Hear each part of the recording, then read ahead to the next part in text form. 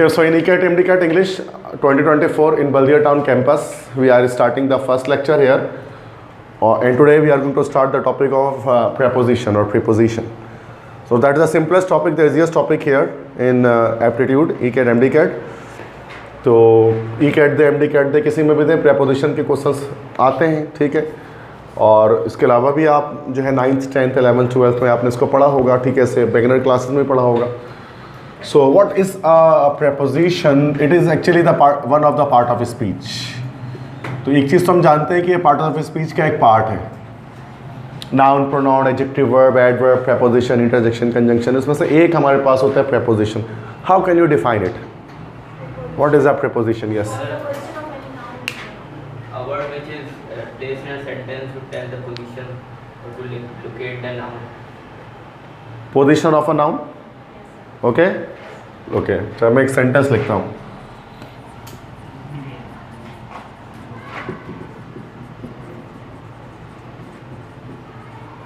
क्या ये इन प्रेपोजिशन है? ये किसकी पोजीशन बता रहा है? टाइम बता रहा है. पोजीशन तो नहीं बता रहा. तो how your definition is correct? अगर आप कहते हैं प्रेपोजिशन पोजीशन बताया तो यहाँ तो नहीं बता रहा पोजीशन ये. ओके, मैं एक और सेंटेंस लिखता हूँ.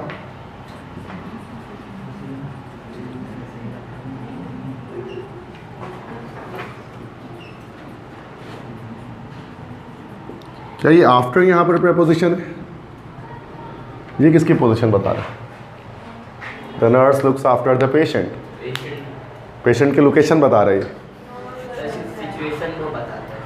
आपने डिफाइन क्या किया?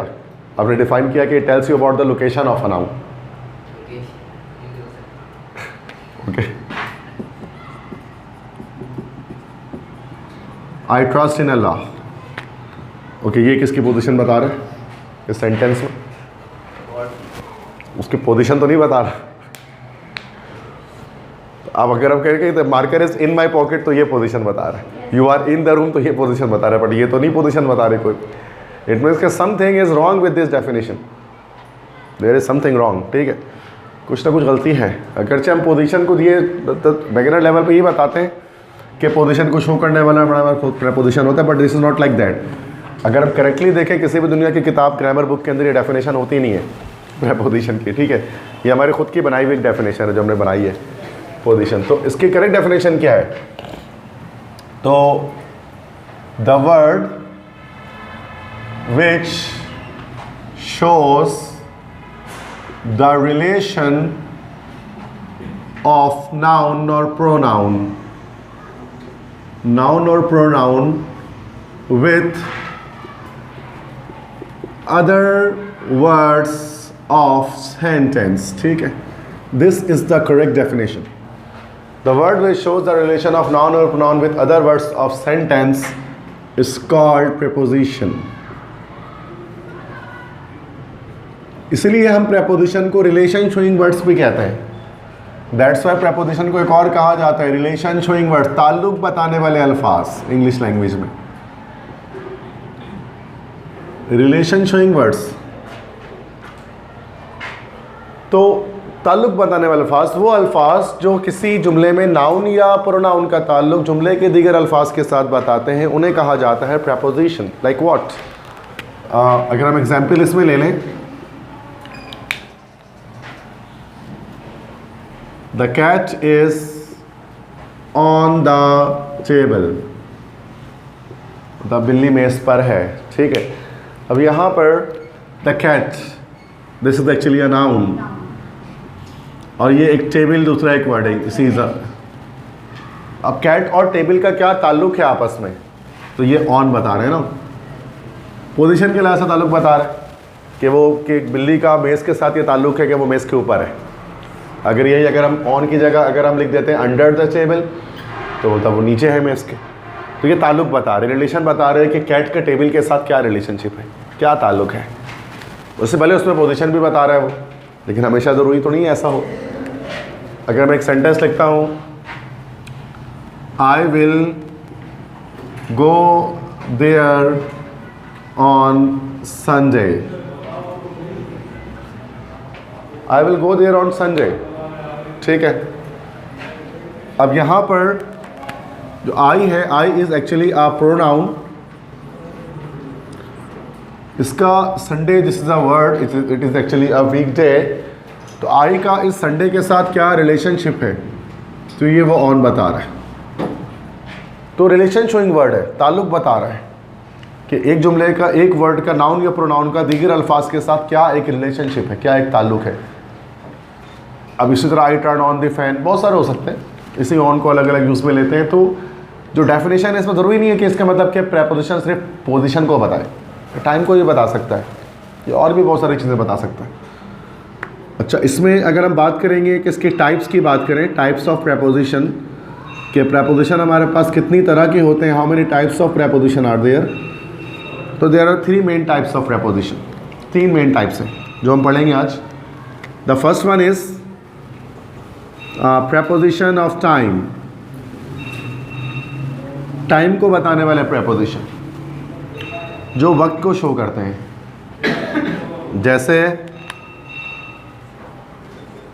आई गो देयर ऑन संडे, मैं वहाँ जाता हूँ इतवार के दिन.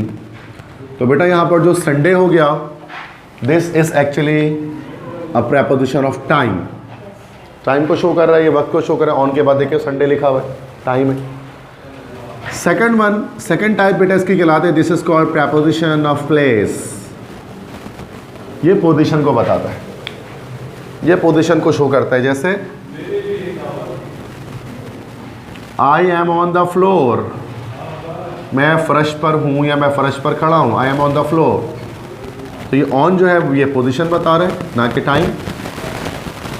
और थर्ड एक और हमारे पास होता है, ठीक है, थर्ड एक और हमारे पास होता है, इसको हम लोग कहते हैं, they are called fix prepositions. Third जो टाइप होते हैं ना, सबसे मुश्किल टाइप जो होती है वो यही वाली होती है, जो सबसे ज़्यादा परेशान करती है आपको. They are fix prepositions. चूँकि प्रेपोजिशन ऑफ टाइम और प्लेस के तो रूल्स हैं जो अभी मैं आपको सिखा दूंगा, पढ़ा दूंगा, but preposition of fix preposition के रूल्स नहीं होते. You need to cram it, you need to memorise it, you need to remember it. ये आपको याद करने होते हैं, ठीक है. जैसे कि मैं आपको बता रहा हूँ क्या होते हैं. ये फिक्स प्रेपोजिशन कहलाता है. फिक्स प्रेपोजिशन का मतलब क्या होता है, कभी कभार किसी वर्ब के साथ हमारे पास प्रेपोजिशन लगा होता है अल्टीमेटली, और वो फिक्स प्रेपोजिशन मतलब इस एक खास वर्ब के साथ एक खास प्रेपोजिशन आ रहा होता है. या फिर कभी कभार समटाइम्स किसी एडजेक्टिव के साथ कोई प्रेपोजिशन आ रहा होता है. तो इसको इन दैट केस इस वर्ब को फिर हम लोग एक और नाम देते हैं, इसी को हम लोग फ्रेजल वर्ब कहते हैं. They are called phrasal verbs, अगर किसी वर्ब के साथ कोई प्रेपोजिशन आ रहा है. इसी तरह से दे आर फ्रेजल एडजेक्टिव्स. तो अगर कभी ग्रामर आपने पढ़ी तो आपने सीखा होगा उसके बारे में. तो दीज आर, तो ये फिक्स प्रेपोजिशंस होते हैं जो वर्ब और एडजेक्टिव्स के साथ हमारे पास लग रहे होते हैं. जैसे कि अगर मैं एक सेंटेंस लिखता हूँ फॉर एग्जाम्पल के अंदर इसके, she turns on the TV, वो टीवी को ऑन करती है, वो टीवी को शुरू करती है, चालू करती है, कुछ भी कह सकते हैं. She turns on the TV. अब यहाँ पर देखें, turns is actually a verb और ये ऑन यहाँ पर आ गया प्रेपोजिशन. तो ये हमारे पास फिक्स प्रेप, ना ये यहाँ पर टाइम को शो कर रहा है, ना ये यहाँ पर प्लेस को शो कर रहा है. बस टर्न के साथ ऑन आता है, मतलब किसी चीज़ को स्टार्ट करना, ये आपको याद करना पड़ेगा. वरना इस तरह टर्न ऑन का खास तो कोई ताल्लुक नहीं है इस वर्ड के साथ, पर एक नया वर्ड एक बन रहा है, जनरेट हो रहा है. तो ये फ्रेजल वर्ब हमारे पास हो सकता है. एडजेक्टिव्स के साथ भी समटाइम्स आ सकते हैं, जैसे कि he is senior to me, वो मुझसे ज़्यादा सीनियर है. सीनियर देन नहीं होता, सीनियर टू होता है. He is senior to me, वो मुझसे सीनियर है. अब सीनियर जो है ना वो this is not a verb, this is adjective. तो सीनियर के साथ हमेशा टू आता है, this is phrasal adjective, adjective plus preposition. तो ये आपको दोनों की लिस्ट होती है, वो याद करनी पड़ती है, किन एडजेक्टिव्स के साथ कौन से प्रेपोजिशन आते हैं, किन वर्ब्स के साथ कौन से प्रेपोजिशन आते हैं, क्या मतलब होते हैं. इसके लिए मैं लिस्ट आपको प्रोवाइड करूँगा नेक्स्ट क्लास में, आप उसी से याद करेंगे इसको, ठीक है. वो फोटो कॉपीड होगा, वो आपको मैं हैंड आउट दूंगा, उसके लिखाऊंगा नहीं, वो टाइम वेस्ट होता है, बहुत सारे 200+ हैं वो. तो वो आपको याद करना होता है कि लाइक कि किसके साथ कौन से वर्ड लगेंगे, लेकिन बाकी मैं आपको सिखा दूंगा जितना सिखाना है. अच्छा, कभी कभार ना अच्छा अक्सर बच्चे इसको इस तरह से याद रखते हैं कि इन का मतलब हो गया जैसे में, और ऑन का मतलब हो गया पर, ऑफ मतलब होता है का, के, की, है ना भाई, और फ्रॉम का मतलब होता है से। समटाइम्स ये रूल चल भी जाता है बट ये हमेशा नहीं चलता। अगर मैं एक सेंटेंस लिखता हूँ आई ट्रस्ट ऑन या इन गॉड,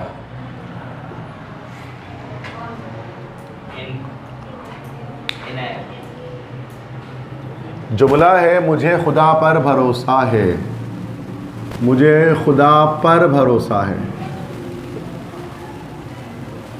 क्या हो गया? ट्रस्ट ऑन गॉड क्या है? Trust in God. क्यों? पर है ना ये तो। दिस इज फ्रेजल प्रेपोजिशन, तो ट्रस्ट के साथ हमेशा इन आता है, बिलीव के साथ हमेशा इन आता है, ऑन कभी नहीं आता है। जबकि यहाँ पर लिखा हुआ है, जैसे बिल्ली मेज पर है तो cat is on that table, लेकिन मुझे खुदा पर भरोसा है तो आई ट्रस्ट ऑन गॉड नहीं, आई ट्रस्ट इन गॉड। ये एक ऐसे मसाइल, ऐसे कई और मसाइल है जो जनरेट होते हैं। अगर आपको मुश्किल सवाल के प्रेपोजिशन के आपके पास आ जाए तो मतलब मैं फंसा सकता हूँ कई जगहों पर आपको इसके अंदर। Trust is a verb actually. Trust, trusted, trusting नहीं, मैं बता रहा हूँ, एक मिनट। नहीं, ट्रस्टेबल नहीं होता, एक मिनट मैं बता रहा हूँ। ट्रस्ट जो है ना, trust is actually, it may be a noun और a verb. You should not break my trust, तो मुझे भरोसा नहीं तोड़ना चाहिए, तो वो ट्रस्ट जो है this is actually noun. And I trust in you, मुझे तुम पर भरोसा है, दिस इज एडजेक्टिव। और सॉरी, दिस इज वर्ब। और जिसका एडजेक्टिव होता है वो होता है ट्रस्ट वर्दी, दिस इज एडजेक्टिव, जिस पर भरोसा किया जा सके। ठीक है, ट्रस्टवर्दी, जिस पर भरोसा किया जा सके, जैसे यू आर ट्रस्टवर्दी, आप पर भरोसा किया जा सकता है, ये एडजेक्टिव इसका है। और एक और एडजेक्टिव इसका निकाल सकते हैं अगर हम चाहें तो, थोड़ा सा ग्रामर इन डेप्थ जाते हैं तो ट्रस्टिंग, जैसे ट्रस्टिंग का मतलब होता है, ट्रस्टवर्दी का मतलब होता है ना कि भरोसामंद, जिस पर भरोसा किया जा सके। और ट्रस्टिंग आपको पता है वर्ब की वैसे आईएनजी फॉर्म है, और वर्ब की आईएनजी फॉर्म को हम लोग एडजेक्टिव के तौर पर इस्तेमाल कर सकते हैं। She has a dancing doll, I have a singing doll, rolling chair, तो हो सकता है ना एनजी फॉर्म। तो ट्रस्टिंग मतलब जो भरोसा करता है दूसरों पर ज़्यादा, जैसे you are a trusting boy, तुम ऐसे लड़के हो जो दूसरों पर भरोसा कर लेते हो। तो ट्रस्टिंग और ट्रस्टवर्दी दोनों एडजेक्टिव्स होते हैं। ट्रस्टवर्दी जिस पर भरोसा किया जा सके, और ट्रस्टिंग वो होता है जो खुद दूसरों पर भरोसा करता है। तो ये एक डिफरेंस हो, तो ये भी एडजेक्टिव है इसका, लेकिन ये वर्ब के एनजी फॉर्म को यूज़ कर रहे हैं एज अ मतलब प्रेजेंट पार्टिसिपल फॉर्म को। तो ये तो अभी तो हम फर्स्ट क्लास कर रहे हैं, तो इतने डेप्थ में नहीं जाएंगे ग्रामर की हम इसके अंदर। आहिस्ते आहिस्ते जाएंगे तो बहुत सारी चीज़ें सिखाऊंगा मैं आपको ग्रामर के अंदर, तो आपको काम आएंगे आगे।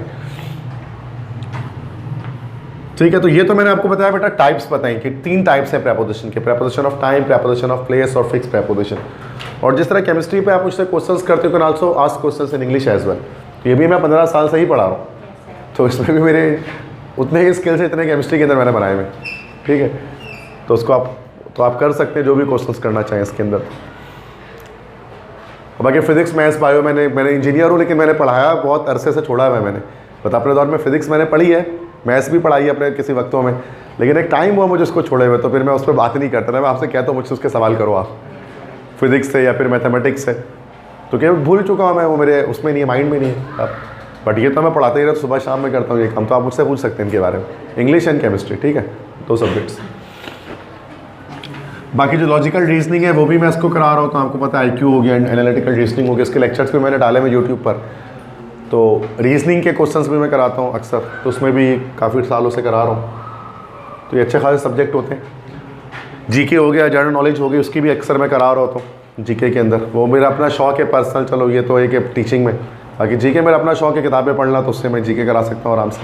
केजू के टेस्ट में आती है 20 मार्क्स के, तो वो मेरे लेक्चर्स होते हैं उसके अंदर। तो आज हम एक एक करके डिस्कस कर, सबसे पहले मैं यहाँ पर डिस्कस करता हूँ that is preposition of time. तो प्रेपोजिशन ऑफ टाइम की हेडिंग हम डालेंगे, और उसके अंदर फिर हम जो है वो टाइम के प्रेपोजिशंस को लिखेंगे। कि अब इसमें बहुत सारे होते हैं, मैं एटलीस्ट आपको मैं कहता हूँ 3 आप याद करें बेटा, एट याद करें, ऑन याद करें, इन याद करें।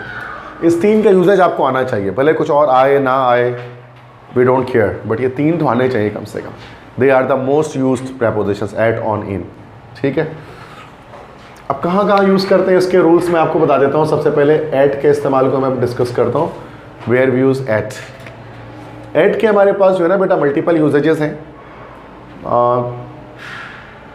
दो यूजेज का आप याद रखेंगे, ठीक है। तो दो यूजेजेस या दो तीन यूजेजेस बताता हूँ। फर्स्ट, सबसे पहले एट हम इस्तेमाल करते हैं क्लॉक टाइम के साथ। घड़ी के किसी वक्त के साथ एट इस्तेमाल किया जाता है। जैसे your class starts at 9 AM। तो जो क्लॉक टाइम होता है, घड़ी का जो वक्त होता है, उसके साथ देखा हमने एट इस्तेमाल किया। At 10 o'clock, at 5 o'clock, at 6:30, at 7:30, very easy thing. ठीक है। सेकंड वन, एट हम इस्तेमाल करते हैं किसके साथ? एट हम इस्तेमाल करते हैं किसी ऐसे वर्ड के साथ जिसके फौरन बाद बेटा टाइम लिखा हो। समटाइम्स कुछ ऐसे वर्ड आते हैं जिसके फौरन बाद टाइम लिखा होता है। जैसे कि वर्ड कोई भी वर्ड हो सकता है, like lunch time, break time, coaching time, party time, namaz time, prayer time, coaching time, school time, college time, recess time. तो इन सब से पहले ऐड आएगा। अब ये बहुत सारे वर्ड्स हो सकते हैं इसमें, there must be like a list of words. ठीक है, जैसे we play at break time. तो ऐसे वर्ड्स अगर आ जाए जिनके साथ टाइम लगा हो तो उससे पहले एट लगाया जाता है। ठीक है, at break time, at coaching time, at party time, at lunch time, at dinner time, at सब बहुत सारे हो सकते हैं। मतलब इस रूल मैंने बता दिया, रूल याद रखें, एग्जाम्पल याद रहने की नीड नहीं होती, वो तो हम कुछ भी बना सकते हैं।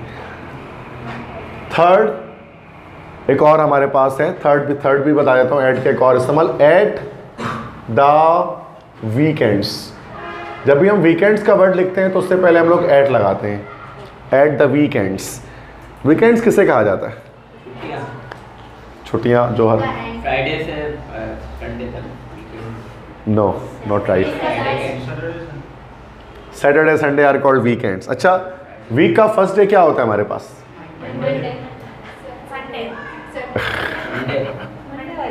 ये तो बता दे बेटा सही। मतलब वीक मंडे से स्टार्ट होती है, क्योंकि स्कूल मंडे से स्टार्ट होता है आपका। Yes, that girl is saying right, that week starts from Sunday. Sunday is the first day of the week, not Monday. मैं आपको रीज़न दे रहा हूँ, प्रूफ दे दूंगा अभी आपको। आप बोलोगे हाँ सर सही है, बिना प्रूफ के आपको पता है सर बात नहीं करते कभी भी। Monday, Tuesday, Wednesday, Thursday, Friday, Saturday. Okay, अच्छा वीकेंड्स किसे कहा जाता है? वीकेंड सैटरडे संडे को कहते हैं। ओके, अगर मैं तार ले लूँ, एक ऐसी एक थ्रेड ले लूँ मैं, और मैं इसके एंड्स आपसे पूछूं, इसके किनारे, तो एंड्स क्या हैं इसके? क्या ये दो इसके एंड्स होंगे? तो क्या ये दो वीक के एंड्स हैं? ये तो लूप में चल रहा है ना, तार की। एक मिनट ना, आप समझते हो तो इस बात को मैं क्या बता रहा हूँ। हम लोग समझते हैं वीक एंड मतलब वीक के आखिरी के 2 दिन। एंड से मुराद बच्चे ये समझते हैं वीक एंड मतलब हफ्ते के आखिरी के 2 दिन, तो सैटरडे संडे। बट ऐसा नहीं होता, वीकेंड्स होता है Saturday Sunday, but Sunday is the first day and Saturday is the last week. एक और मिसाल इसकी कैलेंडर में आपको दिखेगी, कैलेंडर हमेशा संडे से स्टार्ट हो रहा होता है। कभी आपने देखा है क्यों स्टार्ट होता है? क्योंकि स्टार्ट ही वीक वहीं से होता है। So many proofs are there. ठीक है, Sunday is the first day of the week, you can Google it. ठीक है, no issue at all. But ये कैसे ही नहीं पता होता, ना ज़रूरत होती है इस चीज़ को याद रखने की, क्योंकि स्कूल हमारा मंडे से स्टार्ट होता है, हम फर्स्ट डे उसी को कहते हैं। तो that these are weekend, Saturday and Sunday. तो ये तो आप सही कह रहे हैं, वीकेंड्स ये 2 होते हैं। वीकेंड्स बोलते हैं इसलिए कि पहला और आखिरी दिन है हफ्ते का, दैट्स अ वीक एंड सही है। एंड्स हैं, 2 एंड्स हैं। ठीक है, और एंड्स हमेशा पहला और आखिरी किनारा होता है किसी भी चीज़ का। तो वीकेंड से पहले एट लगाते हैं। जब एग्जाम्पल देख लेते हैं, जैसे we go to our uncles home at the weekends, कि वीकेंड्स में हम अपने मामू या चाचू के घर जाते हैं, तो एट द वीकेंड्स। अच्छा, ये एक और चीज़ मैं आपको बता दूं बेटा कि दिस, अगर हम एट द वीकेंड्स लिखते हैं ना, तो this is actually the UK one. अब इंग्लिश के बारे में आप जानते हैं, थोड़ा सा मैं बता दूं, चूँकि अक्सर कंफ्यूज हो सकते हैं इस पर, कि इंग्लिश जो है ना, इंग्लिश एक लैंग्वेज है बेटा। ठीक है, इंग्लिश इज़ अ लैंग्वेज, एक ज़बान है। जैसे उर्दू एक ज़बान है ना, पश्तो एक ज़बान है, सिंधी एक ज़बान है, पंजाबी एक ज़बान है। So these are languages here. So अब लैंग्वेजेस के अंदर क्या होता है बेटा? लैंग्वेजेस के अंदर बहुत सारे डायलेक्ट्स होते हैं, डायलेक्ट किसे कहा जाता है? लहजा, लहजे होते हैं ना भाई। अब उर्दू हम बोलते हैं तो उर्दू बोलने के लहजे अलग अलग होते हैं हमारे पास है, ठीक है। तो उर्दू न तो हैदराबादी उर्दू अलग बोलते हैं, लखनऊ वाले अलग बोलते हैं, बिहार वाले अलग बोलते हैं। उर्दू के डायलेक्ट्स डिफरेंट हैं, लहजे है उर्दू ही। इसी तरह से बहुत सारे हैं, अरबी के डायलेक्ट्स डिफरेंट हैं, बोलने के लहजे अलग अलग हैं। पश्तो बोलने के डायलेक्ट्स अलग अलग हैं, है ना। दरी अलग डायलेक्ट होता है पर्शियन के अंदर, फिर अलग है ना। बुनैर वाले अलग कहते हैं, अफरीदी वाले अलग कहते हैं। वो तो है कि हम नॉर्मल इंसान नहीं पहचान सकते, जो होते हैं वो पहचान लेते हैं कि इसकी डायलेक्ट चेंज है पश्तो की, ऐसे ही होता है ना। तो डायलेक्ट्स लहजे कहलाते हैं ना, ये कि हर ज़बान के लहजे डिफरेंट हैं, मतलब अलग अलग है, मल्टीपल लहजे होते हैं एक ही ज़बान को बोलने के। अब पंजाबी है तो पोटवारी अलग बोलते हैं, फिर नॉर्मल पंजाबी अलग बोलते हैं, तो दिखने में एक जैसे सराइकी डिफरेंट बोलते हैं। तो अब बाकी दुनिया की ज़बानों पर इंग्लिश के भी डायलेक्ट्स होते हैं, ये हमें पता है। और इंग्लिश के तो बहुत सारे डायलेक्ट्स हैं, और दो जो मेन डायलेक्ट्स इसके होते हैं वो कौन कौन होते हैं? Yes, American and British. इनमें से जो प्योरेस्ट डायलेक्ट कौन सी है? Yes, well done, British. American impure है, लेकिन स्टैंडर्ड डायलेक्ट कौन सी है? अमेरिकन है, अगर से वो प्योर नहीं है, but this is standard. US English standard होती है।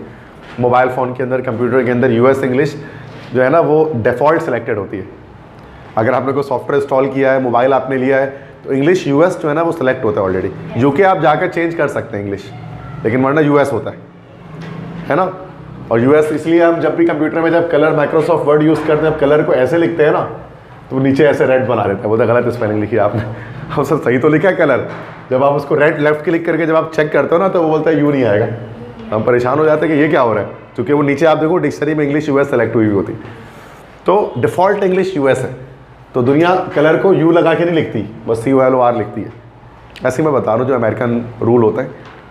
तो दो तरह के बहुत सारे मसाइल, और ये एक साथ में आपको सारे रूल्स नहीं बता सकते इसके। जब मैं टॉपिक बनाता रहता हूँ तो वहाँ बताऊँगी ये अमेरिकन, ये ब्रिटिश है, क्या फ़र्क है, तो वरना तो बहुत लंबा टाइम लगेगा सिर्फ उसके फ़र्क बताते रहे अगर हम, तो क्या डिफरेंस है। क्योंकि हर चीज़ में स्पेलिंग में वेरिएशंस हैं, ग्रामर में वेरिएशंस हैं, एक्सेंट में वेरिएशंस हैं, और इसके बहुत सारी चीज़ों में वेरिएशंस इनके अंदर हैं, ठीक है। तो अमेरिकन को हम यूएस भी कह सकते हैं, और ब्रिटिश जब मैं कहता हूँ तो वहाँ लिखता हूँ मैं यूके। तो यूके और यूएस लिख रहा होता हूँ मैं, मतलब अमेरिकन ब्रिटिश नहीं लिख रहा होता हूँ शॉर्टकट के लिए। तो यूके वाले ब्रिटिश वाले कहते हैं एट द वीकेंड्स, जबकि अमेरिकन जो है ना वो इसी को कहते हैं ऑन द वीकेंड्स।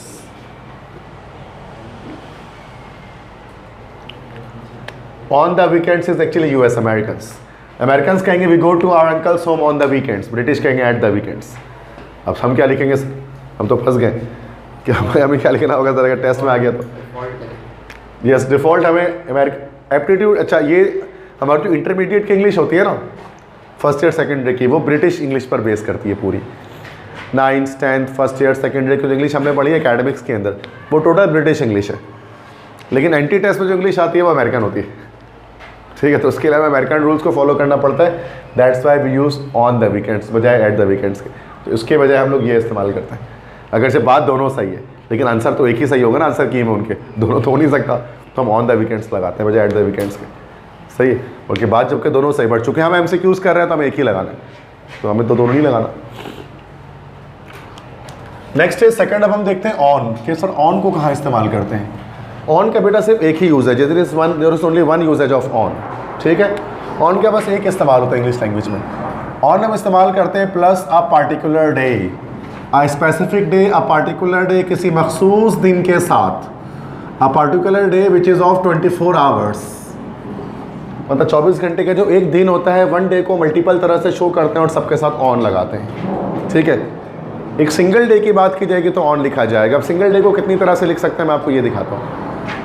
पहला तरीका, कोई वीक डेज का नाम लिख दो, on Sunday, on Monday, ETC। Week days के नाम आ जाए तो ऑन लगाएंगे, सिंगल डे है ना, भी एक दिन की बात है। या फिर कोई डेट लिखा हो तो वो भी सिंगल डे का ही है, जैसे ऑन 14th मार्च,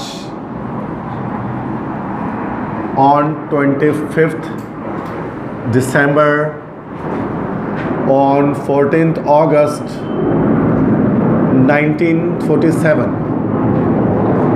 ये सारे सिंगल डे को शो कर रहे हैं बेटा, तो बस इनसे अभी ऑन लग रहे हैं इन सब के साथ, क्योंकि बात एक ही दिन की जा रही है। एक और तरीका देखो, किसी ओकेजन के साथ लगा सकते हैं जो सिंगल डे का ओकेजन हो, जैसे ऑन लेबर डे,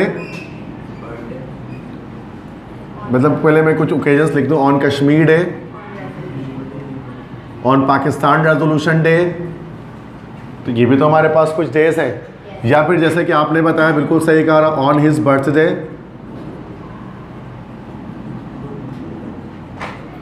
या फिर on his engagement day, etcetera. So इन सब के साथ बेटा ऑन लगेगा, तो ये सब सिंगल डे, ये सब मैंने इतने सारे एग्जाम्पल लिखे हैं, सब एक ही दिन को बता रहे, तो कॉमन सेंस हो ही जाएगा कि पर्टिकुलर डे है, ठीक है, ख़ास दिन। और 24 आवर्स का ये सारे टाइम जो शो रहे हैं वो एक ही दिन की बात कर रहे हैं उसके अंदर है, ठीक है। अच्छा, अब इसके अंदर एक्सेप्शंस भी आएंगी, ग्रामर है तो ग्रामर में तो एक्सेप्शंस आती हैं। मेरे पास 2 सब्जेक्ट हैं, वो दोनों ही जो है एक्सेप्शन से भरे हैं, केमिस्ट्री इंग्लिश दोनों एक्सेप्शन से भरे हैं। केमिस्ट्री में भी एक्सेप्शन बहुत होती है, ग्रामर में भी बहुत होती है, तो ये दोनों सब्जेक्ट्स में एक्सेप्शन आते हैं मेरे, ठीक है।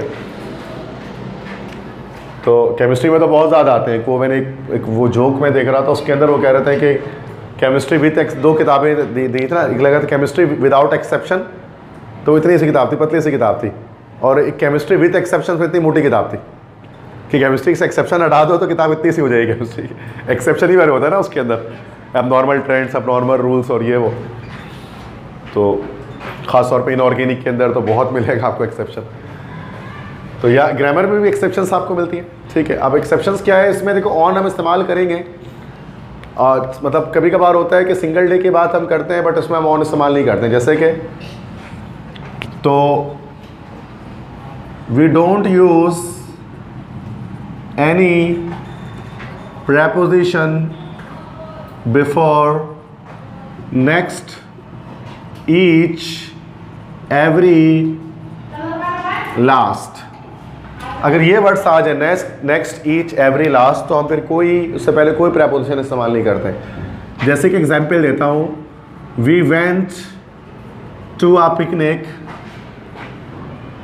लास्ट संडे, गुज़िश्ता इतवार के दिन हम लोग पिकनिक पर गए।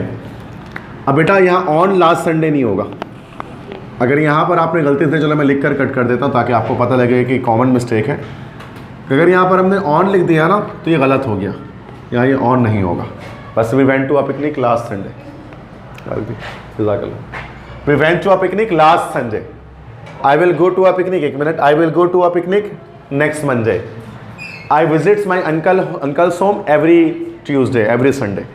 तो जब भी नेक्स्ट, ईच, एवरी, लास्ट आ जाएगा तो फिर हम कोई प्रेपोजिशन यूज़ नहीं करेंगे। जैसे यू, अब आप सवाल कर लें, किस, नहीं कोई कॉमा नहीं आएगा। अच्छा, इससे पहले कॉमा आएगा कि नहीं आएगा, चलो मैं इसका बता देता हूँ आपको, ठीक है। वैसे ऑन तो नहीं आएगा, तो कन्फर्म है, ठीक है। बहुत सारे बच्चे ऐसे लिखते हैं we went to a picnic on last Sunday, I will visit your home on next Sunday, नहीं, अब ऑन नहीं आएगा। अगर ये वर्ड्स आ जाए, लास्ट आ जाए, नेक्स्ट आ जाए, ईच आ जाए, एवरी आ जाए। अब आप कॉमन का जो रूल है ना वो भी बता देता हूँ आपको थोड़ा सा। देखो ये तो एक सेंटेंस हमारे पास लिखा हुआ है, we went to a picnic, और लास्ट संडे जो है ना हमारे पास, ये एक फ्रेज है। थोड़ा सा एडवांस ग्रामर की बात करें तो ये एक हमारे पास एडवर्बियल फ्रेज है ना, क्योंकि संडे एक एडवर्ब है, तो एडवर्बियल फ्रेज है। और ये हमारे पास जो we went to a picnic, ये हमारे पास जो है ना वो एक प्रिंसिपल क्लॉज है। प्रिंसिपल क्लॉज क्या होता है, जो अपने मुकम्मल मायने देता है, और एडवर्बियल फ्रेज है तो ये इनकम्प्लीट मीनिंग दे रहा है, तो ये इनकम्प्लीट मीनिंग दे रहा है तो ये एडवर्बियल फ्रेज कहलाता है। लास्ट संडे की कोई मतलब नहीं, गुज़िश्ता है तो बाहर उसका कोई मतलब नहीं है। कोशिश ये की जाती है कि प्रिंसिपल क्लॉज पहले लिखा जाए और बाकी जो कम मीनिंग देने वाले होते हैं वो एंड में जाते हैं, ठीक है, जिनको हम लोग एक्स्ट्रा वर्ड भी कहते हैं, कॉम्प्लीमेंट भी कहते हैं। इसको आप शुरू में भी यूज़ कर सकते हैं, लेकिन जब शुरू में यूज़ करेंगे तो फिर कॉम आएगा, जैसे इस तरह से कि last Sunday comma we went to a picnic, now it is correct. इसमें कॉमा नहीं आएगा, यहाँ क्यों आएगा, चूंकि आपने एडवर्बियल फ्रेज को पहले इस्तेमाल कर लिया, सही है। तो सही नहीं, ये भी तरीका सही है लिखने का, बट हम ऐसे लिखते नहीं अक्सर, हम अक्सर एंड में डालते हैं कॉम्प्लीमेंट एक्स्ट्रा, बट जब भी फॉर्मूला लिखते हैं ना तो एंड में लिख रहे होते हैं, ठीक है बेटा। एक और एक्सेप्शन, ये तो एक एक्सेप्शन हुआ, एक और एक्सेप्शन दिखाता हूँ आपको मैं। जब हम लिखते हैं टुडे या टुमारो या यस्टरडे, तो ये भी सिंगल डे है ना भाई, it is also a particular day, single day, but इनसे पहले हम कभी भी कोई भी प्रेपोजिशन इस्तेमाल नहीं करते, कभी भी और नहीं लगाएंगे। जैसे there is a test, there is a test on tomorrow, ये गलत जुमला है, अक्सर लिखते हैं बच्चे ऐसे on tomorrow, prepare all things for class work on tomorrow, diary में नोट करते हैं ना, ऑन टुमारो नहीं हो सकता, दिस जस्ट टुमारो, ठीक है। तो कभी भी इनसे पहले कोई प्रेपोजिशन यूज़ नहीं करते, अगर ये भी सिंगल डे ही बता रहा है, एक्सेप्शन है, सही, क्लियर है? यस। अगर मैं उस तरह उर्दू में लिखूँ कल दो तरह के होते हैं,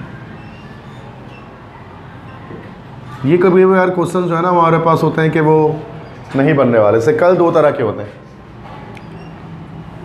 कल दो तरह के होते हैं, कल से मुराद एक आने वाला कल और पिछला कल, इसको ट्रांसलेट कैसे करेंगे, एक minute. There are two types of,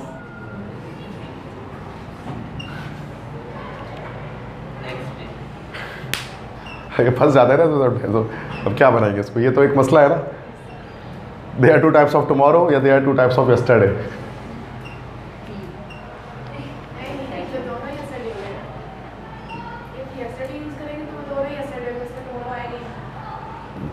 तो ये इसमें क्या लगेगा, इस केस में कल दो तरह के होते हैं, एक आने वाला कल एक पिछला कल, है ना।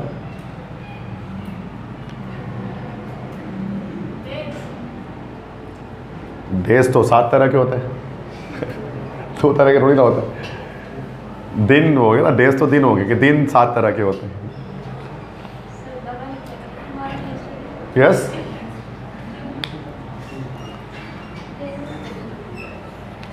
क्या लिखेंगे इसे हम, इम्पॉसिबल सेंटेंस है उर्दू में, से हम उसको थोड़ा बहुत अगर बनाना चाहें तो हम इस तरह से लिखते हैं, there are two types of either days. Either days, either मतलब या तो ये या तो वो, तो आइदर डेज जो होते हैं वो दो तरह के होते हैं, मतलब आइदर डे मतलब अगला और पिछला, ठीक है। तो इसमें टुमारो यस्टरडे नहीं आएगा, तो समटाइम्स ऐसा होता है सेंटेंस के अंदर। तो ऑन का बेटा एक ही रूल है कि ऑन हम इस्तेमाल करते हैं पार्टिकुलर डे के साथ, एक सिंगल डे के साथ, ठीक है। और उसमें एक्सेप्शन है, दो याद रख लें, एक ये और एक ये। इसमें अक्सर होता है स्पॉटिंग एरर में आ रहा होता ही, तो स्पॉटिंग एरर मैंने बताया ना पिछली बार कि वो प्रैक्टिस तो नहीं करा रहा, प्रैक्टिस कराऊंगा तो स्पॉटिंग आपको मैं दिखाऊंगा, उसमें चेक करना होगा। तो गलती कभी कभार ये ऑन में गलती स्पॉट हो रही होती है कि लास्ट संडे एवरी संडे से पहले ऑन लिखा होता है, कभी अगर टुमारो या टुडे से पहले ऑन लिखा होता है तो फिर गलती हो जाती है। थर्ड उसके बाद देखते हैं, उसके बाद हम देखते हैं बेटा थर्ड जो है वो प्रेपोजिशन, इन के इस्तेमालात को देखते हैं कि इनको कहाँ कहाँ यूज़ करते हैं टाइम को शो करने के लिए, ठीक है। इनके दो यूजेजेस हैं, इनके दो इस्तेमालात हैं, इनके दो रूल्स हैं। सबसे पहला रूल है इनका कि इनको हम इस्तेमाल करते हैं प्लस लॉन्गर ड्यूरेशंस के लिए। लॉन्गर ड्यूरेशंस, वक्त का एक अगर लंबा दौरानिया हो तो उनके लिए इन यूज़ किया जाता है। लॉन्गर ड्यूरेशंस का क्या मतलब होता है बेटा, it is more than 24 hours, मतलब 24 आवर्स से बड़ी अगर कोई बात की जा रही हो देन हम इसमें इन इस्तेमाल करते हैं। अब 24 आवर्स से बड़ा क्या क्या हो सकता है, there are so many things जो कि 24 आवर्स से ज़्यादा बड़े हो सकते हैं, जैसे कि वीक, एक हफ्ता 7 दिन का होता है। वीक के अलावा फिर क्या हो सकता है, मंथ हो सकता है, मंथ के अलावा ईयर से पहले सीजन भी हो सकता है, और इसके बाद ईयर हो सकता है, ईयर के अलावा यस डेकेड हो सकता है, यस नेक्स्ट सेंचुरी हो सकता है, नेक्स्ट मिलीनियम्स, मिलीनियम हो सकता है, यस लाइट ईयर्स भी हो सकते हैं, बट लाइट ईयर्स तो light years is not the unit of time, light years is the unit of distance, ठीक है, तो वो तो नहीं हो सकता। सो ये सब हमारे पास जो है बेटा लॉन्गर ड्यूरेशन से लॉन्गर पीरियड्स हैं। वक्त के लंबे दौरानिए की बात करें, सबके साथ हम इन इस्तेमाल करेंगे। अब जैसे कि वीक की बात करते हैं तो जैसे कि in the second week of January, तो इस तरह से लिखते हैं ना, in the second week, in the 4th week of March. तो इन क्यों लिखा हमने यहाँ पर, चूँकि एक लॉन्गर पीरियड है, क्योंकि वीक्स का कोई नाम नहीं होता, बस हम कहते हैं पहला हफ्ता, दूसरा हफ्ता, तीसरा और चौथा हफ्ता। मतलब 4 हफ्ते होते हैं एक महीने में, लेकिन उनके नाम कुछ अलग अलग नहीं रखते, पहला, दूसरा, तीसरा, चौथा हफ्ता कहते हैं। हम मंथ्स जो होते हैं उनके नाम होते हैं, 12 महीने होते हैं, सबके अलग अलग नाम हैं, तो उन सब के साथ भी इन इस्तेमाल करते हैं। जैसे कि इन जून, इन जनवरी, ETC। मतलब जितने भी हमारे पास मंथ्स होते हैं उनसे पहले इन इस्तेमाल किया था, 12 के 12 महीनों से पहले, चूँकि लॉन्गर ड्यूरेशन है।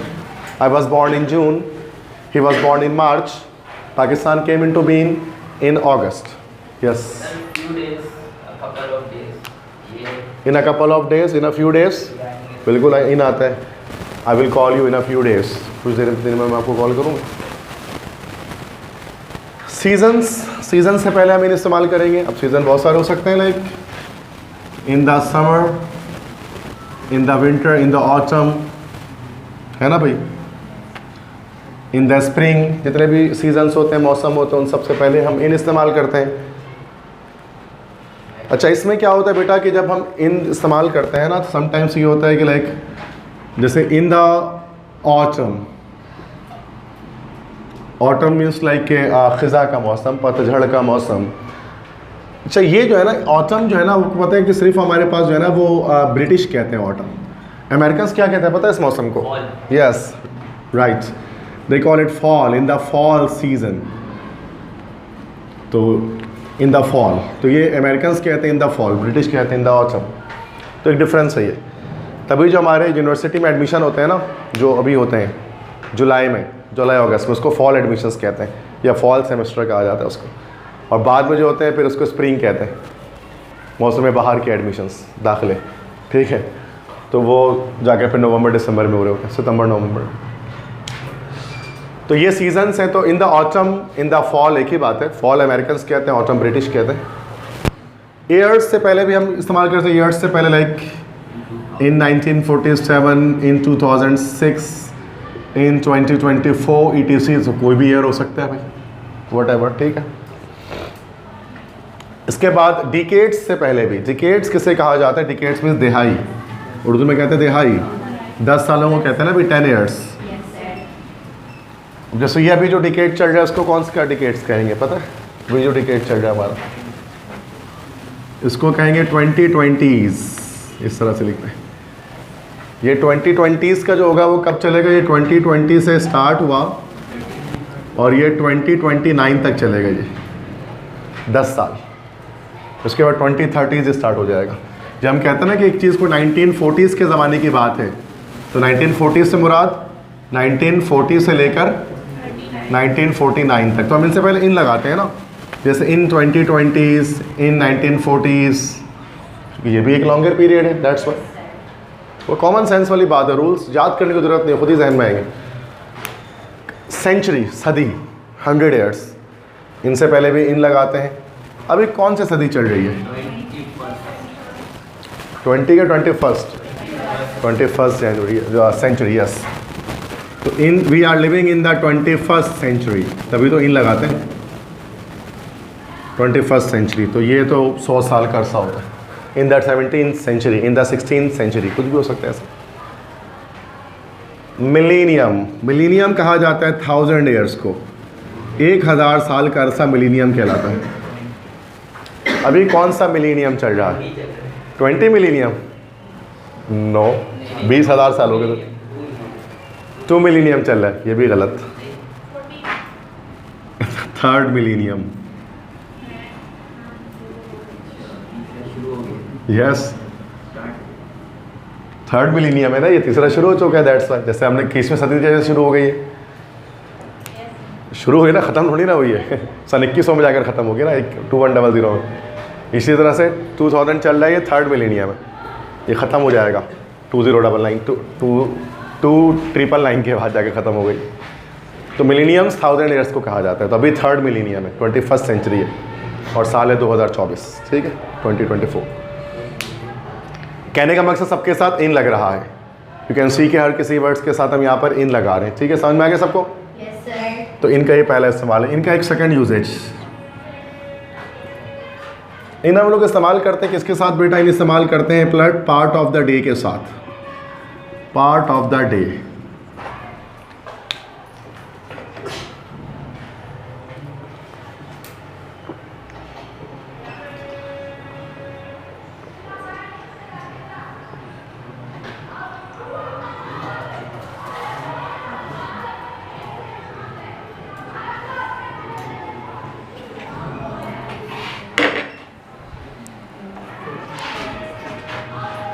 Part of the day means कि दिन का कोई हिस्सा। अब ये हमारे पास लेस देन 24 आवर्स हो जाएगा। अब ये थोड़ा सा कंफ्यूजिंग भी है। मतलब मैंने क्या बताया कि ऑन हम लोग इस्तेमाल करते हैं, ऑन हम लोग इस्तेमाल करते हैं 24 आवर्स के लिए, सिंगल डे के लिए। और वन डे से अगर बड़ी कोई चीज़, अगर कोई बड़ा कोई वक्त है तो इन इस्तेमाल करेंगे। और समटाइम वन डे से छोटा भी कोई अगर टाइम होता है ना तो फिर तो भी इन इस्तेमाल करते हैं। एक दिन से कम और एक दिन से ज़्यादा, दोनों के लिए। अब एक दिन से कम में आपको पता है सुबह होती है, शाम होती है, बहुत सारी चीज़ें होती हैं, उन सब के साथ इन यूज़ किया जाता है। बट एक मसला है इसमें, इन और एड का एक ब्लेंड होता है विदाउट एनी कॉन्सेप्ट। चूंकि ये केमिस्ट्री तो है नहीं कि हर चीज़ का कॉन्सेप्ट आपको मिलेगा। इसमें इन और ऐड का ना एक कॉम्बिनेशन यूज़ किया जाता है। मीन्स कि ये कभी कभी किसी के साथ ऐड, किसी के साथ इन, और इसके पीछे कोई लॉजिक नहीं है कि इसके साथ ऐड क्यों और इसके साथ इन क्यों है। जैसे मैं आपको दिखाता हूँ। सबसे पहले सुबह होती है, अर्ली मॉर्निंग। अर्ली मॉर्निंग से मुराद लेके फजर के वक्त। फजर के वक्त क्या वक्त होता है? मतलब इंग्लिश में क्या कहते हैं उस टाइम को? मॉर्निंग से पहले, यस, डॉन कहते हैं उसको। सुबह सादिक का वक्त, या जो फजर का टाइम होता है ना, उसको कहा जाता है जॉन। उसके बाद जॉन के बाद कौन सा वक्त आता है? फिर मॉर्निंग है, द मॉर्निंग। मॉर्निंग के बाद डे ब्रेक, नून, यस नून, सिंपल। आफ्टरनून, अच्छा नून के बाद फिर आफ्टरनून। आफ्टरनून के बाद इवनिंग, यस, इवनिंग के बाद सनसेट, जिसको हम लोग डस्क कहते हैं, मगरिब का वक्त, गुरूब आफ्ताब, ठीक है, डस्क। डॉन टू डस्क मतलब सुबह से शाम। डस्क के बाद नाइट, नाइट के बाद मिडनाइट, और मिडनाइट के बाद फिर दोबारा डॉन। एक दिन में ये सब होता है, आपको पता है, किसी भी टाइम पे। There are so many days. अब इसके अंदर पता है क्या, सबके साथ इन यूज़ नहीं करते हैं, किसी के साथ एट और किसी के साथ इन। डॉन से पहले क्या लगता है? At dawn. मॉर्निंग से पहले इन, नून से पहले एट, आफ्टरनून के साथ इन, इवनिंग के साथ इन, डस्क के साथ एट, नाइट के साथ, मिडनाइट के साथ। अब देखो ये कॉन्सेप्ट नहीं है इसके पीछे कि किसके साथ एट क्यों, किसके साथ। I wake up in the morning but I sleep at night. मतलब मॉर्निंग के साथ इन लगता है, नाइट के साथ एट। आपको कॉन्सेप्ट नहीं है कि ऐसा क्यों है, और कोई लॉजिक बना भी नहीं सकते अगर आप इससे बनाना चाहें तो। कोई अगर ट्रिक निकालना चाहिए कि सर इस कॉन्सेप्ट की वजह से ऐसा हो रहा है, तो सारे कॉन्सेप्ट फेल हो जाएंगे इसमें जाकर। सोचें आप कोशिश करें कि कोई ऐसा रोशनी और अंधेरा किसी भी जगह ना अप्लाई नहीं हो गई। लॉजिक बनाए कि सर ऐसे वर्ड्स के साथ इन आ रहा है और ऐसे वर्ड्स के साथ एट आ रहा है, कोई लॉजिक नहीं है, रैंडम है बिल्कुल, दैट्स टू रैंडम। हाँ, ये तो बहुत मुश्किल ही हो गया ना, ऐसा याद कर लो पूरे को। मतलब कोई कॉन्सेप्ट नहीं कहलाएगा, ये तो आपने निमोनिक बना दी, कोई अलग बात है, ठीक है। मतलब कोई कॉन्सेप्ट नहीं बना सकते कि इस इन तरह के वर्ड्स, इस तरह के वक्तों के साथ एट आ रहे, इस वक्त इस तरह के वक्तों के साथ इन आ रहे हैं, ऐसा कुछ नहीं। तो आपको याद करना पड़ेगा ये।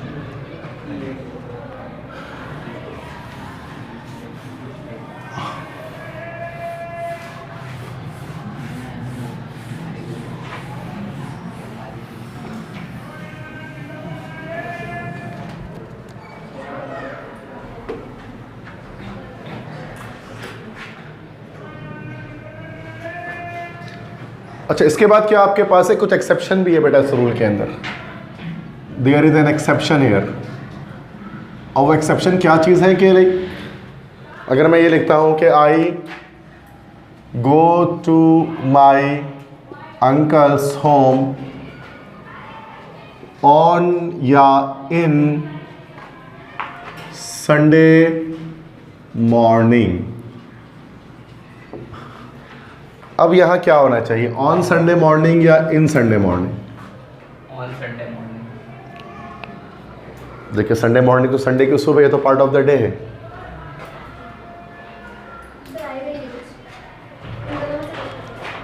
ये आपने अब खुद रूल बना लिया है। नो बेटा, it is not like that. कोई ना कोई तो आने, तभी मैंने ऑप्शन में डाला है। देखिए कॉन्सेप्चुअली अगर हम बात करें ना, कॉन्सेप्ट हमें ये आता है कि संडे मॉर्निंग, संडे के सुबह तो पार्ट ऑफ द डे है, तो इन आना चाहिए कॉन्सेप्ट के लिहाज से देखा जाए तो। बट ये तो केमिस्ट्री नहीं है, यहाँ कॉन्सेप्ट तो नहीं चलते, यहाँ तो रूल्स चलते हैं। यहाँ संडे की वजह से ऑन लगता है, इन नहीं लगता है। On Sunday morning, on Sunday night, on Monday evening, on Tuesday afternoon, ठीक है। तो संडे मंडे को देखते हुए ऑन लगा देना, मतलब फर्स्ट वर्ड जो है प्रॉक्सिमिटी रूल है कि जो करीब होगा उसके लिहाज से रूल लगा देंगे। मतलब मॉर्निंग को देखते हुए इन नहीं लगाना, जबकि सेंस तो यही जा रहा है कि संडे मॉर्निंग तो एक दिन तो नहीं है। अभी तो सर आपने बात की ऑन लगेगा पूरे एक दिन के साथ, तो संडे मॉर्निंग तो एक पूरा दिन नहीं है, वो तो एक like part of the day जी। तो बोलने का तरीका चेंज किया जाए, in the morning of Sunday. हाँ, in the morning of Sunday, now this is in लग जाएगा। प्रॉक्सिमिटी रूल है ना कि जो करीब वर्ड होगा उसको देखते हुए लगाएंगे। तो ग्रामर में प्रॉक्सिमिटी चेक करते हैं, करीब कौन सा वर्ड। तो ये मैंने आपको बता दिया बेटा, एट, ऑन, इन, इनके डिफरेंट यूजेजेस क्या है क्या नहीं है।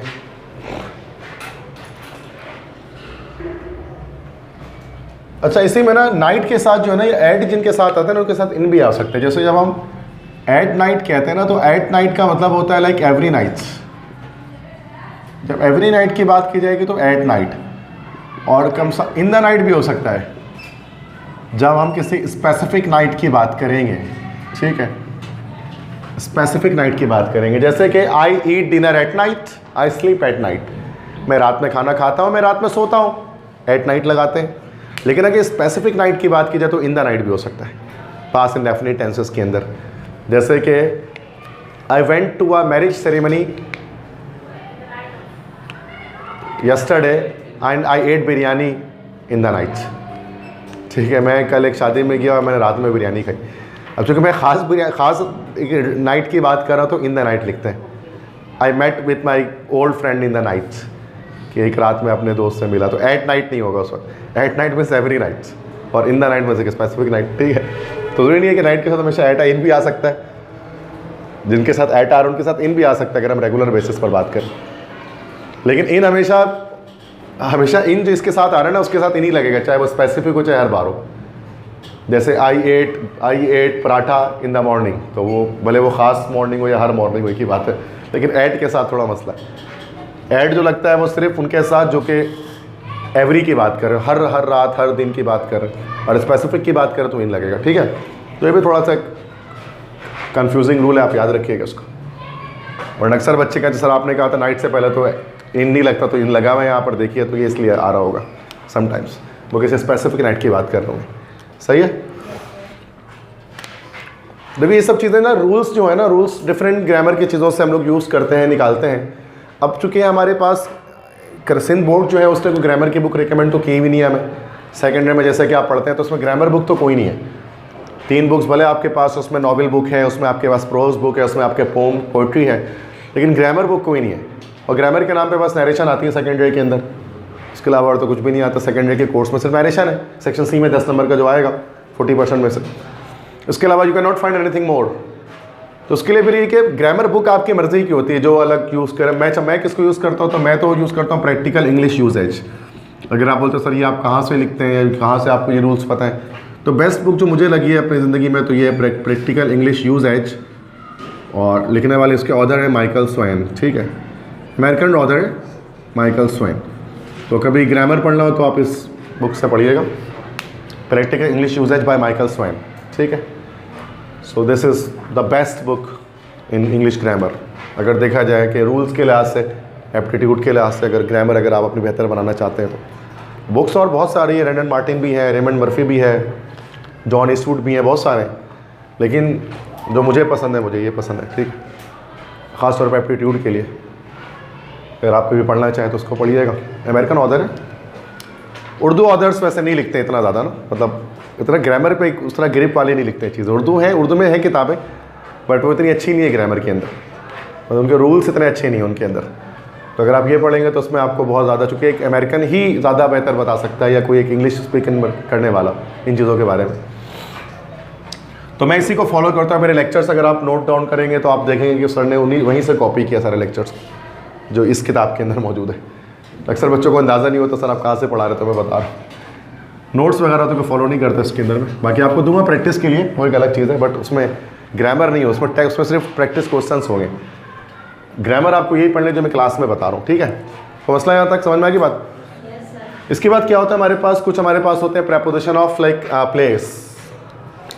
नेक्स्ट हमारे पास आता है this is called preposition of place. अब प्रेपोजिशन ऑफ प्लेस हमें क्या करेगा बेटा, ये हमें बताएगा पोजीशन के बारे में। It tells you about position. और इसके अंदर देयर आर सो मेनी, इसके अंदर ये बहुत सारे। अब इसमें एट, ऑन, इन का क्या इस्तेमाल होता है उसको देखते हैं। इसके लिए just what we have to do, we have to draw a diagram here ना। तो ये मैं सिखाता हूँ एक डायग्राम की मदद से आपको। एक डायग्राम मैंने यहाँ पर बनानी है, ठीक है।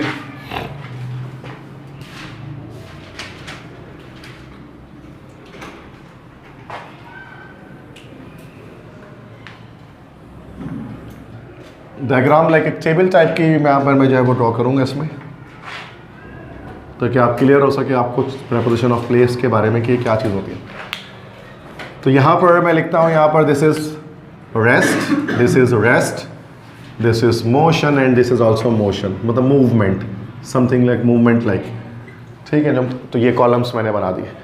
अब रॉज हमारे पास 3 है। यहाँ पर मैं लिखता हूँ बेटा पॉइंट, यहाँ पर मैं लिखता हूँ प्लेन, और यहाँ पर मैं लिखता हूँ बॉक्स या वॉल्यूम। समझो अच्छा, क्या चीज़ बॉक्स किसे कहा जाता है? बॉक्स मीन्स लाइक एक वॉल्यूम, एक क्लोज सरफेस, एक ऐसी चीज़ जो चारों तरफ से बंद हो या फिर 3 तरफ से अगर वो इनक्लोज्ड हो, तो उसको हम कह सकते हैं कि वो बॉक्स है। बॉक्स में क्या क्या चीज़ें हमारे पास हो सकती हैं? हमारे पास रूम हो सकता है, हमारे पास बॉक्स के अंदर कोई पॉकेट हो सकता है, बॉक्स के अंदर हमारे पास लाइक कोई पाउच हो सकता है, वॉलेट हो सकता है, समंदर भी हो सकता है जो कि 3 तरफ से तो बंद है, ETC। ठीक है, तो ये हमारे पास जो है बेटा क्या हो गए, दिस इज बॉक्स। तो ये क्यों सिखा रहा हूँ अभी मैं, चूंकि इसकी मदद से हम क्या करेंगे आगे चीज़ों को समझेंगे लाइक ग्रामर के अंदर, ठीक है, प्रेपोजिशन के अंदर। तो वरना अक्सर बच्चों को इसमें कन्फ्यूजन रहती है कब क्या यूज़ करेंगे पोजीशन के लिए। प्लेन के लिए डायग्राम में मैं सिंपल एक इस तरह से एक लाइन ड्रॉ कर सकता हूँ, सरफेस, प्लेन सरफेस कोई। अब इसके अंदर क्या क्या हो सकती है? इसके अंदर आपका फ्लोर हो सकता है, कोई टेबल हो सकता है, डेस्क हो सकता है, आपकी हथेली हो सकती है, पाम, ETC। जो प्लेन ऑब्जेक्ट है कोई, जो सरफेस है जिससे और कोई चीज़ रख सकती है, ठहर सकती है। पॉइंट किसे कहा जाएगा? पॉइंट के लिए मैंने क्रॉस यूज़ करूँगा। जो चीज़ ना प्लेन हो ना बॉक्स हो, पॉइंट हो, कोई पॉइंट ऑब्जेक्ट हो, तो उसको हम लोग क्रॉस से शो कर सकते हैं। मतलब पॉइंट से मुराद यहाँ पर क्या है, जहाँ पर आपका कोई टेम्पोररी स्टे हो, ये कह सकते हैं। मतलब कोई पॉइंट हो सकता है वो लाइक जो इरेगुलर ऑब्जेक्ट है कोई, जैसे कि डोर हो गया, स्विच हो गया, स्विच बोर्ड हो गया, इस तरह की चीज़ें। या फिर हम ये कह सकते हैं जहाँ पर आपका टेम्पोररी स्टे, यही कह सकते हैं, जहाँ पर आप कुछ देर के लिए ठहरे हैं, तो वो आपका हो गया पॉइंट्स। ठीक है, तो इस तरह की चीज़ें। पहली बात तो आप ये समझिए कि पॉइंट किसे कहते हैं, प्लेन किसे कहते हैं और बॉक्स किसे कहा जाता है। समझ गए कि आप इस बात को कि सर ठीक है क्या है ये। अब बाकी जो बॉक्सेस उसमें देखो, अब मैं बनाऊंगा इसमें अलग अलग प्रेपोजिशंस को ड्रॉ करूँगा। एक ऑब्जेक्ट में ले लेता हूँ बॉल टाइप का ना, कोई बॉल हो सकता है, कोई भी चीज़ हो सकती है। तो मैं देखो, अब मैं पहले एक इस तरह से बनाता हूँ, एक मैं बॉल को मैं क्रॉस से दूर करता हूँ। यहाँ मूवमेंट है कि बॉल जो है ना वो मूव करता हुआ जो है वो क्रॉस के करीब आ रहा है, और यहाँ भी मूवमेंट है, बॉल मूव करता हुआ क्रॉस से दूर जा रहा है। यहाँ मैंने प्लेन के ऊपर बॉल को रख दिया, यहाँ प्लेन से दूर रख दिया बॉल को। यहाँ मैंने प्लेन के ऊपर मूव करता हुआ बॉल को मैं लेकर चला गया उसके करीब, और एक में मैंने क्या किया, प्लेन से दूर कर दिया बॉल को। बॉक्स के अंदर क्या किया मैंने, पहले एक डायग्राम में मैंने बॉक्स के अंदर एक बॉल डाल दिया, दूसरे में मैंने बॉक्स से बाहर एक बॉल डाल दिया, तीसरे में मैंने एक बॉल को बाहर से अंदर एंटर किया, और चौथे में यकीनन मैं क्या करने वाला हूँ, बॉल को बाहर कर देने वाला हूँ उसको। सही है। अब देखो हर चीज़ समझाऊंगा मैं इसमें किस तरह से प्रेपोजिशंस अप्लाई होते हैं प्लेस के वाले। फर्स्ट ये जो कंडीशन है इसको हम लोग कह सकते हैं this is at, this is away from, this is from, sorry this is to या towards, this is from, this is on, this is off या अबव, ये ऑन हो जाए या ओवर हो जाए एक ही बात है. This is of and this is also of, this is in, this is out of, this is into and this is also out of. ये हमारे पास डिफरेंट कंडीशंस हैं. अगर कोई चीज़ पॉइंट ऑब्जेक्ट के करीब है तो एट लगाएंगे. जैसे स्कूल में जो हम जाते हैं ना, टेम्पोररी स्टे होता है स्कूल में हमारा, लंबे अरसे तक तो नहीं रहते हैं वहाँ पर. चूँकि परमानेंट स्टे है तो उसके लिए हम लोग क्या बॉक्स कंसीडर करेंगे, फिर हम इन लगाएंगे. तो ये यहाँ पर हम लोग परमानेंट स्टे पर होता है.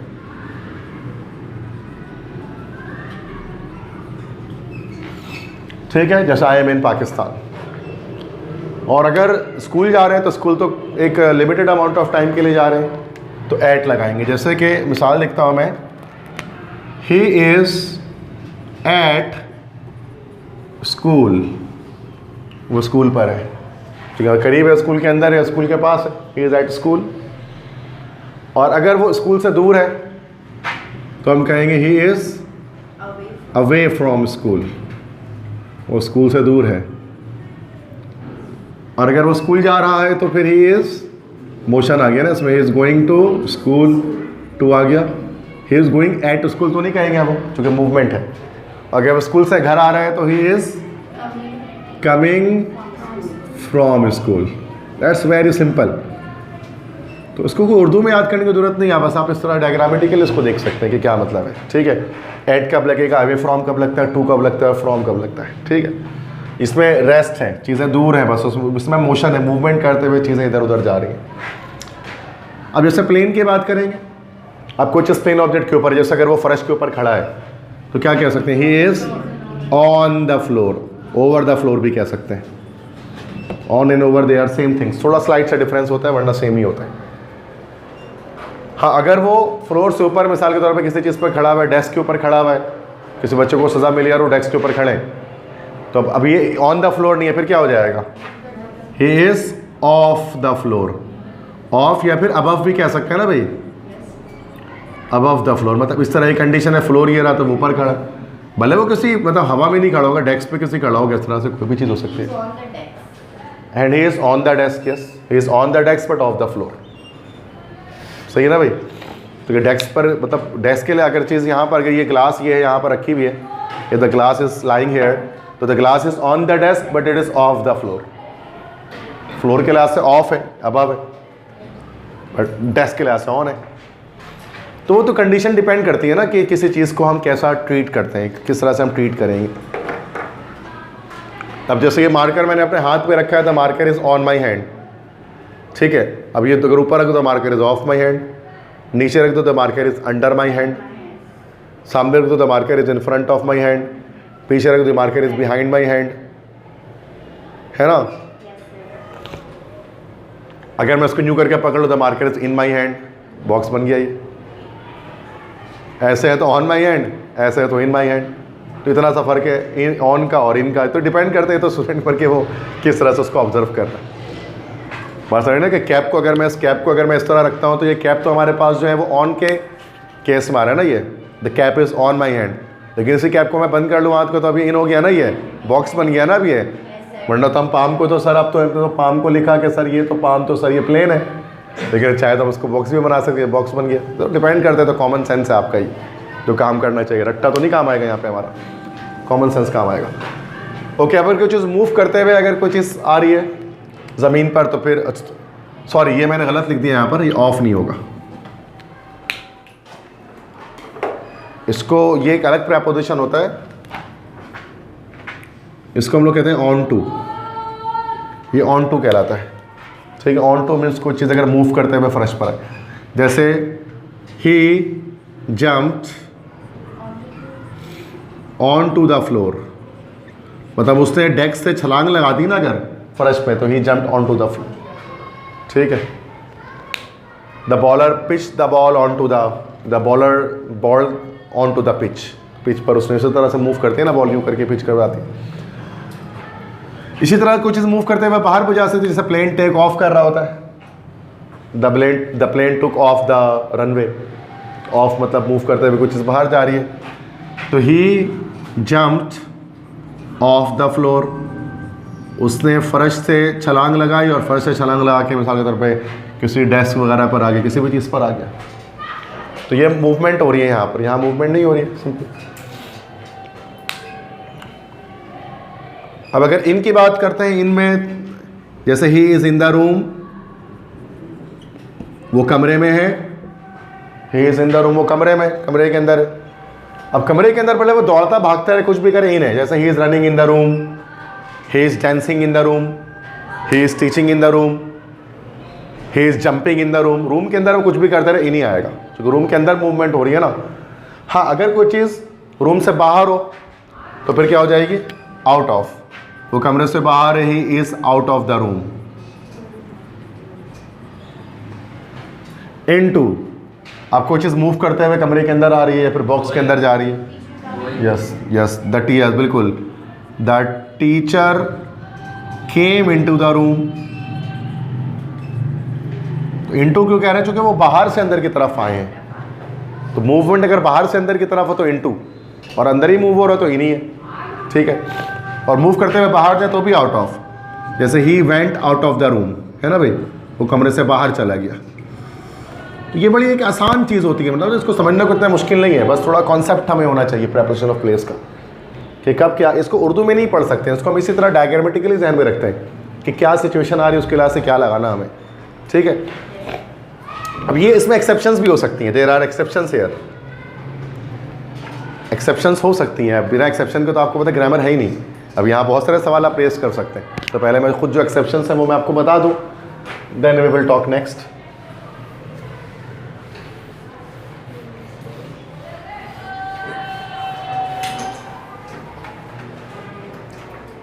जैसे कि अगर मैं आपसे ये कहूँ, एक जुमला के एक क्वेश्चन में लिखता हूँ यहाँ पर, the sheet is dash the bed. अभी मैंने आपको ये बताया कि ऑन या ओवर, बस वो स्लाइड से डिफरेंस होता है। तो क्या है, the sheet is on the bed कि ओवर द बेड? नहीं, ओवर द बेड। रीज़न क्या है? यस, एक प्लेन ऑब्जेक्ट के ऊपर अगर दूसरा प्लेन ऑब्जेक्ट आ जाए ना तो ये ओवर हो जाएगा। क्योंकि जाहिर सी बात है कि जो बेड प्लेन ऑब्जेक्ट है और शीट भी एक प्लेन ऑब्जेक्ट है, तो प्लेन के ऊपर प्लेन अगर आ जाता तो ये ओवर वाली सिचुएशन होती है। जैसे इस तरह से है ना, कि जैसे ये को प्लेन ऑब्जेक्ट है, ये को प्लेन ऑब्जेक्ट है, इसके ऊपर एक दूसरी कोई एक प्लेन ऑब्जेक्ट अगर आ जाए, इसके ऊपर रखा आ जाए आकर, तो दिस इज ओवर। अगर प्लेन ऑब्जेक्ट नहीं रखा रहा, कोई नॉर्मल कोई ऑब्जेक्ट लगा रहा है, तो फिर ये हमारे पास क्या हो जाएगा, ऑन।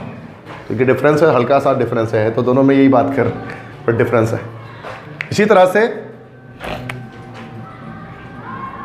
ही इज एट या इन द स्कूल, तो क्या बताया था मैंने अभी, he is at the school, in नहीं। अब इसी में एक और जुमला देखो, देयर आर 10 रूम्स इन या एट माई स्कूल। यस, अब यहाँ पर हम इसको बॉक्स के तौर पे ट्रीट कर रहे हैं, ना कि हम उसमें अब हम वो टेम्पोररी स्टे वाली बात कर रहे हैं। तो अब ज़रूरी नहीं कि स्कूल से पहले हमेशा एट ही आएगा, ना आ गया जब हम वहाँ पर बताएंगे कोई चीज़ कैसी है, there is a fan in my room, इस तरह से हो सकता है ना। In my school there are 10 teachers in my school, there is a garden in my school, there is a lawn in my school, ठीक है। There are 10 desk in my school, कुछ भी हो सकता है, क्लास हो सकता है। क्लास से तो पहले तो इन आएगा ही, लेकिन स्कूल से पहले भी आ रहा है। एक और चीज़ देखो, आप ये तो समझ में आ गया। एक और क्वेश्चन देखें यहाँ पर कि आई लिव डैश, अभी मैंने एट क्या बताया ना, टेम्पोररी स्टे होता है, ये तो आपको समझ में आ गया। जैसे एट द स्टेशन कहते हैं, एट द स्कूल कहते हैं। अब देखो, I live dash Baldia town dash Karachi.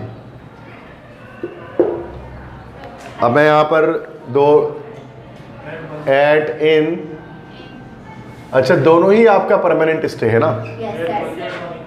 Yes, at Baldia town in Karachi, yes. चूँकि होता क्या है कि अगर कभी ऐसा हो जाए ना कि दो लोकेशंस आ जाए, दोनों ही आपका परमानेंट स्टे है, लेकिन एक लोकेशन जो है वो स्मॉल है और एक लोकेशन बिग है, लार्ज है, तो सूरत में स्मॉल वाले के साथ एट लगाते हैं और बिग वाले के साथ इन लगाते हैं। I live at Baldia town in Karachi, बस में आगे।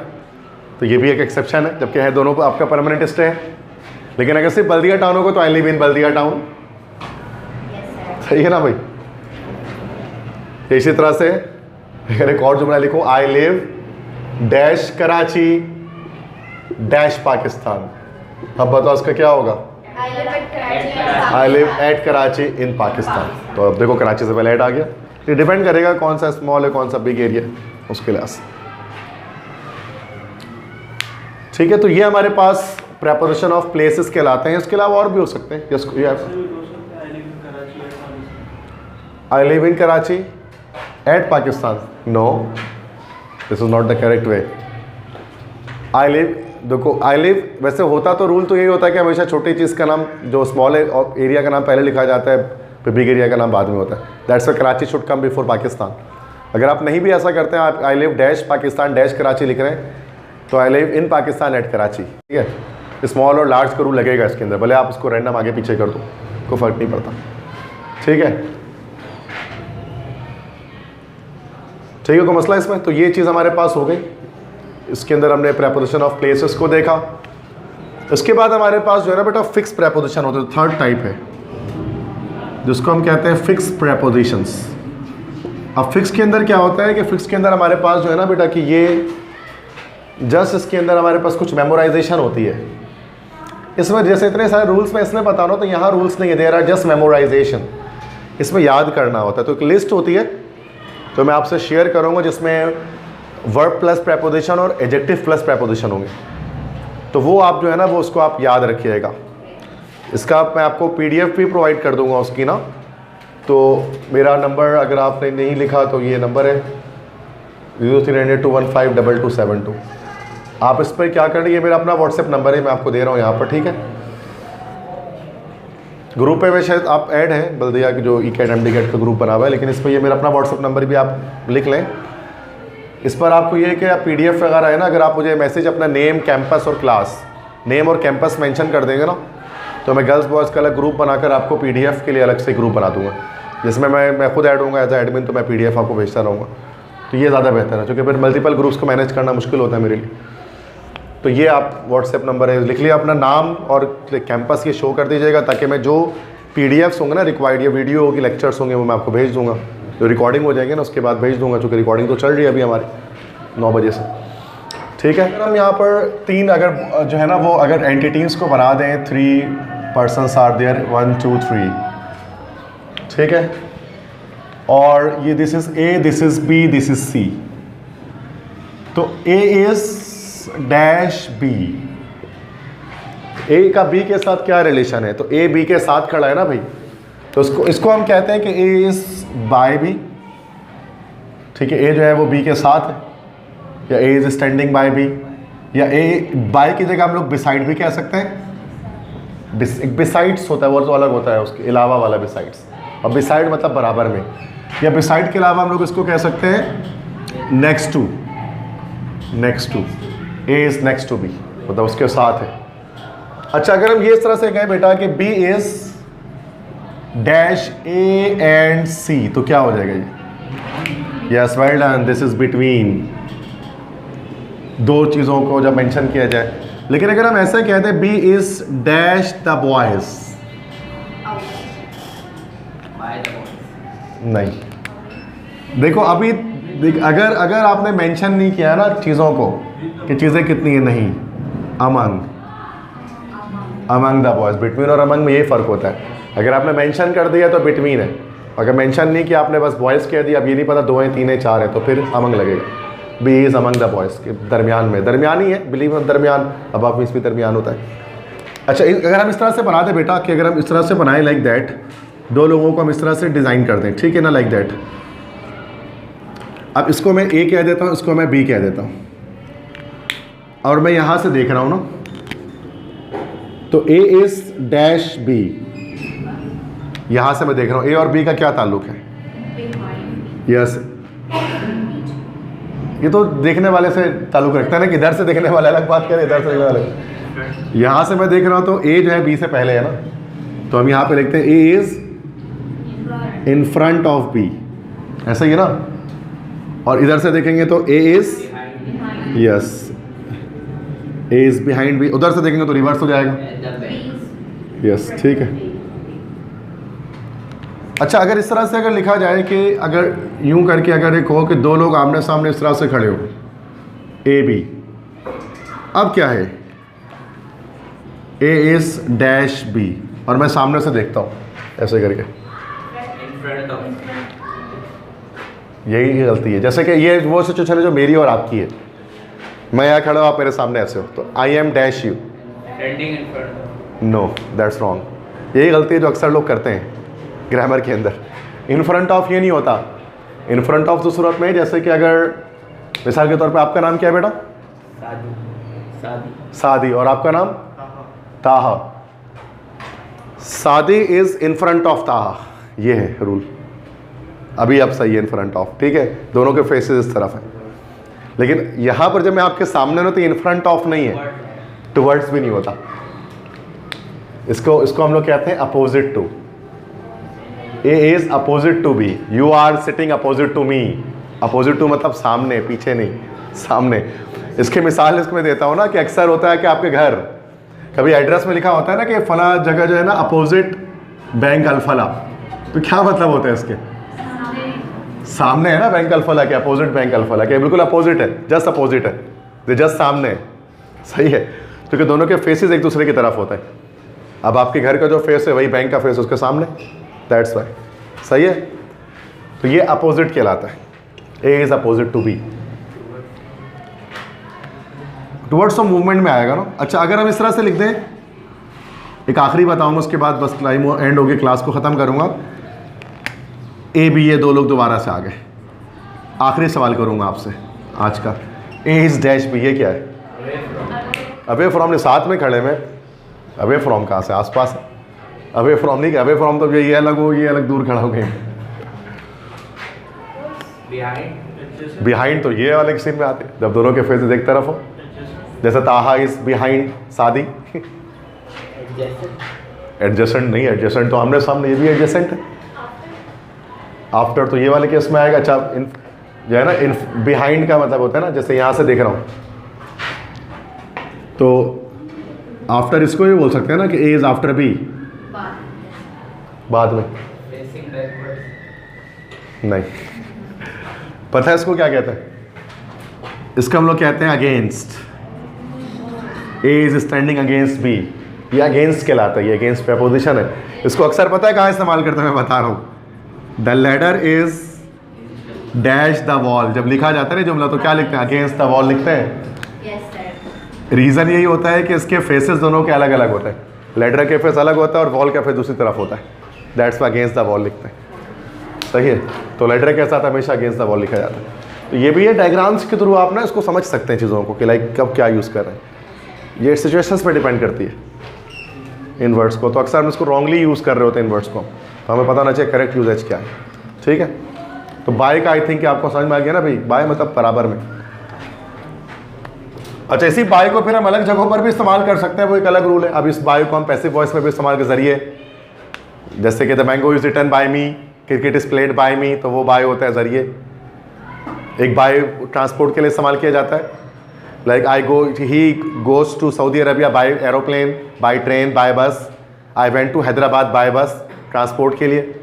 इसी तरह एक बाय हम लोग यूज़ करते हैं टाइम के लिए, तक के मायने में, अनटिल के मायने में, टिल के मायने में।